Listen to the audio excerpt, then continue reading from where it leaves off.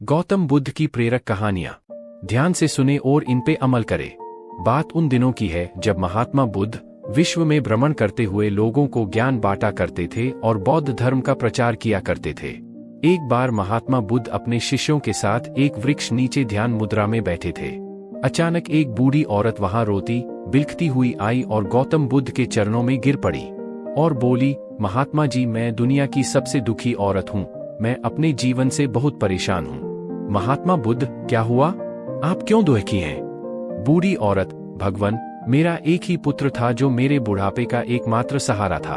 कल रात तीव्र बुखार से उसकी मृत्यु हो गई। उसके बाद मेरे ऊपर जैसे दुखों का पहाड़ टूट पड़ा है। मैं बहुत दुखी हूँ। ईश्वर ने मेरे साथ ऐसा क्यों किया? अब मैं किसके सहारे जीऊंगी? महात्मा बुद्ध, हे माता, तुम चिंतित ना हो। ईश्वर बहुत दयालु हैं, वो कभी किसी के साथ अन्याय नहीं करते। आपका जीवन भी जल्दी ही इस दुख से निकलकर सुखमय हो जाएगा। बूढ़ी औरत, नहीं भगवान, मैंने आपकी बहुत ख्याति सुनी है। कृपया आप मेरे पुत्र को जीवित कर दीजिए। महात्मा बुद्ध, हे माता, मैं आपके दुख को समझ सकता हूँ। पहले आप मुझे किसी ऐसे घर से एक मुट्ठी चावल ला कर दें जिस घर में कभी किसी की मृत्यु ना हुई हो, फिर मैं आपकी समस्या का हल बताऊंगा। औरत धीमे कदमों से गांव की ओर चल पड़ी। पूरे दिन वो इधर से उधर सभी लोगों के घर में भटकती रही, लेकिन उसे कहीं ऐसा घर नहीं मिला जहां कभी किसी की मृत्यु ना हुई हो और जहां कोई दुख ना हो। हर कोई अपने दुखों से परेशान था। सबके पास अपनी एक अलग समस्या थी। शाम को वह औरत फिर से महात्मा बुद्ध के पास पहुंची। औरत को खाली हाथ लौटा देखकर बुद्ध ने कहा, गौतम बुद्ध, हे माता, क्या हुआ? आप खाली हाथ क्यों लौटी हैं? बूढ़ी औरत, महात्मा जी, मैं पूरे गांव में घूम आई, लेकिन मुझे एक भी घर ऐसा नहीं मिला जहां कभी किसी की मृत्यु ना हुई हो। सभी लोगों के पास अपना अलग दुख था। गौतम बुद्ध, माता जी, यही बात मैं आपको बताना चाहता था कि इस दुनिया में हर कोई दुखी है। सबके पास दुख का एक अलग कारण है। आप ये मत सोचिए कि भगवान ने आपके साथ कुछ गलत किया है। जब तक जीवन है सुख दुख चलता ही रहेगा। जैसे दिन के बाद रात जरूर आती है और फिर रात के बाद दिन, ठीक वैसे ही सुख के बाद दुख आएगा और फिर दुख के बाद सुख। सुख और दुख जीवन के महत्वपूर्ण अंग हैं। केवल वही इंसान दुख से बच सकता है जिसे सुख की चाह ना हो। दोस्तों, महात्मा बुद्ध का ये प्रेरक प्रसंग दिल में एक गहरी छाप छोड़ता है।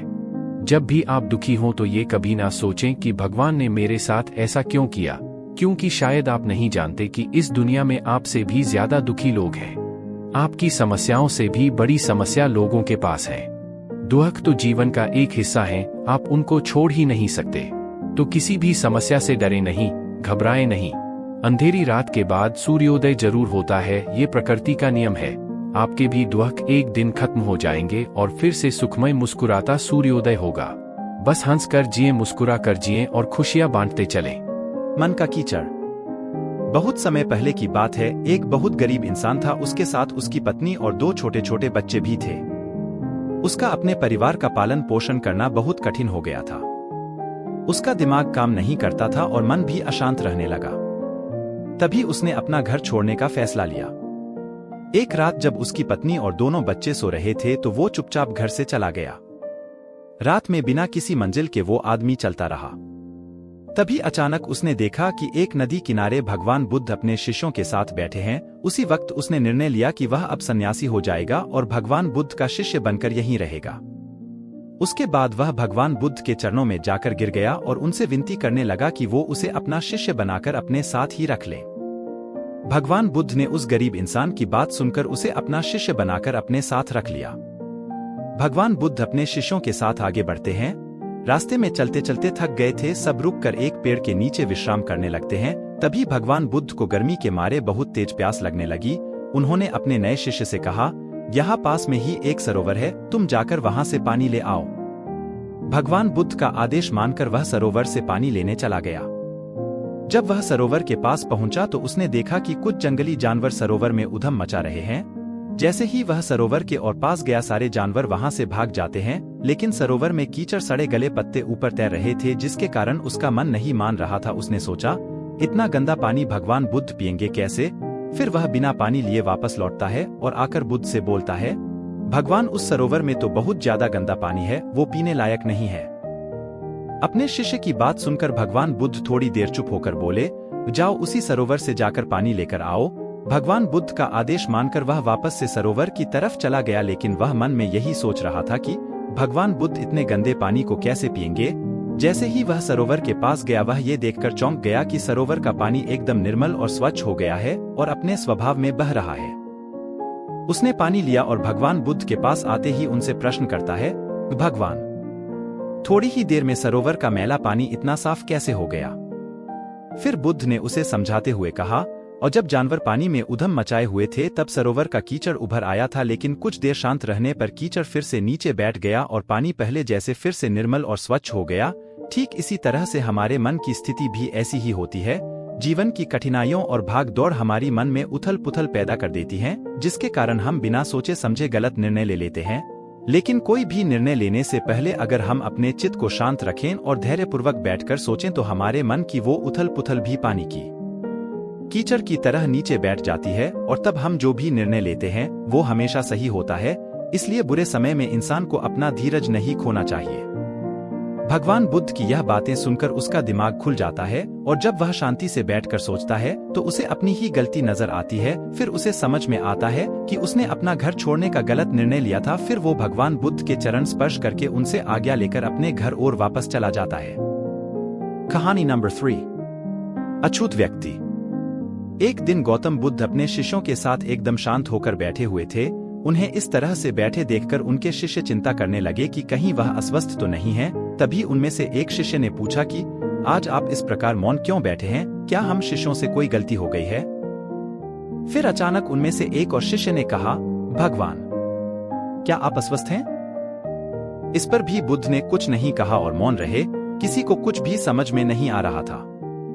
सभी ने सोचा कि बुद्ध को आखिर हो क्या गया है। तभी अचानक से एक हांफता हुआ आदमी वहां पहुंचा।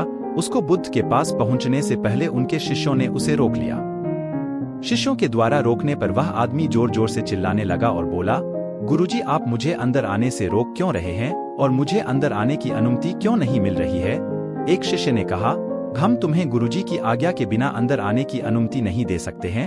इतना सुनते ही वह व्यक्ति अब और भी ज्यादा जोर से चिल्लाने लगा। उसके चिल्लाने से बुद्ध को अपनी आंखें खोलनी पड़ी। बुद्ध के आंखें खोलते ही उस आदमी ने अंदर आने की पूरी कोशिश की, लेकिन फिर बुद्ध ने अपनी शिष्यों से कहा, किस इंसान को अंदर मत आने देना। यह आदमी अछूत है और ऐसे अछूत इंसानों को अपने धर्मसभा में आने की अनुमति मैं नहीं देता। सभी शिष्य बुद्ध की यह बात सुनकर दंग रह गए। शिष्यों ने सोचा कि भगवान बुद्ध कब से छूत अछूत जैसी बातों पर विश्वास करने लगे। बुद्ध के कई शिष्यों ने उनसे पूछा, हमारे धर्म में तो जात पात का कोई भेद ही नहीं है, फिर वह अछूत कैसे हो गया। फिर बुद्ध ने समझाया, आज वह इंसान क्रोधित होकर यहाँ आया है और क्रोध से इंसान की एकाग्रता भंग हो जाती है। क्रोध में व्यक्ति मानसिक हिंसा कर बैठता है, इसलिए जब तक वह क्रोध में रहता है वो अछूत ही माना जाएगा। इसलिए उसे कुछ समय एकांत में ही रहना चाहिए। क्रोध से भरा शिष्य भी बुद्ध की सारी बातों को ध्यान से सुन रहा था। अब उसे पश्चाताप हो रहा था। अब वह समझ चुका था कि अहिंसा ही महान कर्तव्य और परम धर्म होता है। उसे अपने किए गए व्यवहार पर बहुत पछतावा हो रहा था। वह बुद्ध के चरणों में जा गिरा और आगे से क्रोध न करने की शपथ ली। बुद्ध का यही मतलब था कि क्रोध में आदमी अनर्थ कर देता है, ऐसा कुछ कर देता है जो उसे नहीं करना चाहिए। हालांकि बाद में उसे अपने किए पर पछतावा होता है। असली मायने में देखा जाए तो क्रोधित व्यक्ति अछूत हो जाता है और ऐसे में उसे अकेला ही छोड़ देना चाहिए। क्रोध करने से तन, मन और धन तीनों का नुकसान होता है। अगर आपको ये कहानी पसंद आई तो लाइक करें, सब्सक्राइब करें, कमेंट करें।